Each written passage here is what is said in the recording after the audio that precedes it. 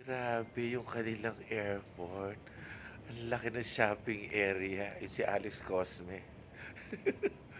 Yung si Alex. Ito oh, shopping galore. My goodness, ganito kalaki yung airport. Naka-Singapore. Patikim pa lang yan. Ha? Patikim pa lang yan. Patikim pa lang ba to? mukhang mabibilaukan ako. Sa sangkatutak na ganda at laki Wala pa tayo sa Jewel. ng Changi International Airport. Ayun. Ayan, si Alex na nagtuturo sa akin. Maraming alam to eh. Oh, yun. Map of Singapore. May mga ganun. Uy, grabe. Sa Maynila, yung mga tao, di ba, siksikan. Dito, tinan nyo po ang airport. Tinan po. Airport. Ganito kaluag. Maria Josep. Ayan pa. Parang dalawa lang kami dito. Ayan, pasok pa kami sa customs.